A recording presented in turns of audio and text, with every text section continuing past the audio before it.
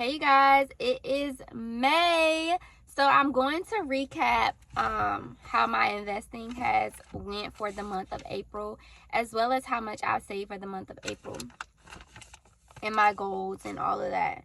So let's see. Let me find it.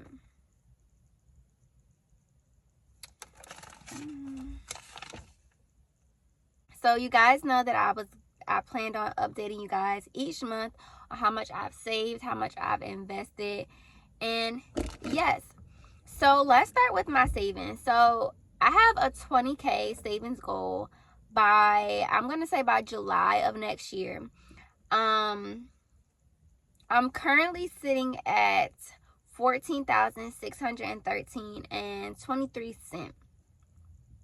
So yes, I have to save that difference, which is about $6,000 until next year. So I'm saving this for my future home because I do want to purchase a home.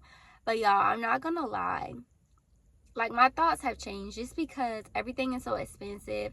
I see so many horror stories of people buying these homes and then not being able to afford them after the fact. And I know I shouldn't do things based off of other people's, but I also do think I need to take all that into consideration. So right now my mind is like, do I buy? Or do I just keep saving and saving and saving until like I have like a hefty down payment? Because the interest rates are so high, because of the cost of living is so, high. Like, do I just wait? I don't know, y'all. I'm really struggling. Like,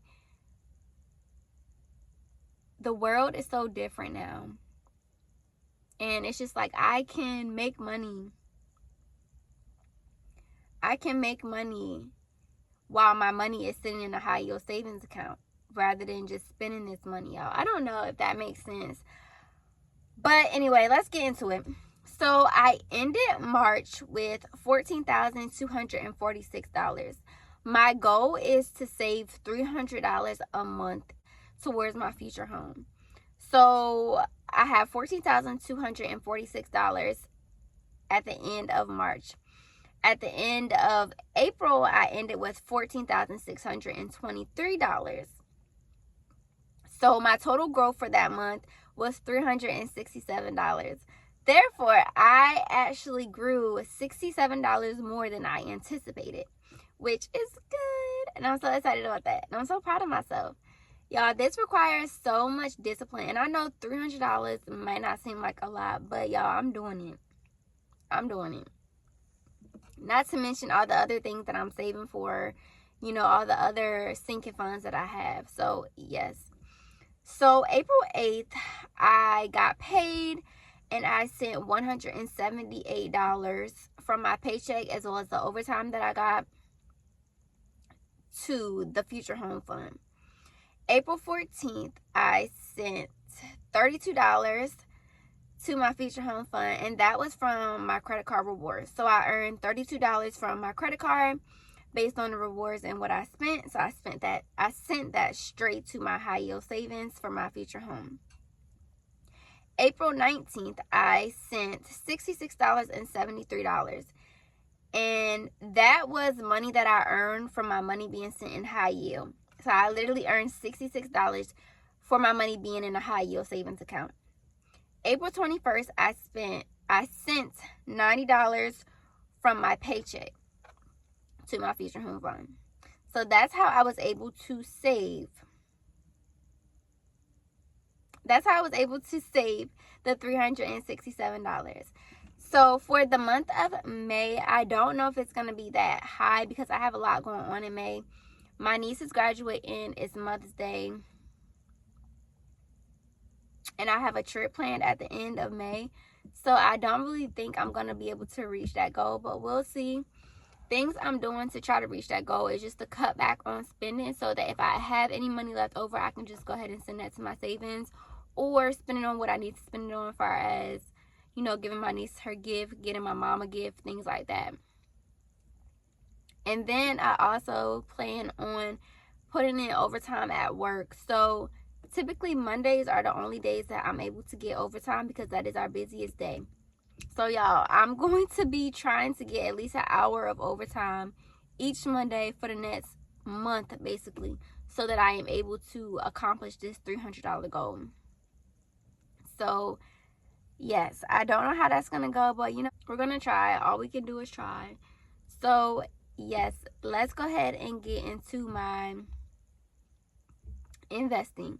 So y'all, I got into my investing account for my job, for my TSP, and I was surprised. I think I told you guys that I thought that I only had $12,000 in there, because they did send me what my balance was through the mail at the beginning of the year, and it only said $12,000, but I'm thinking that's what I had invested and not their match. And when I logged on, I guess that's what I see is the match.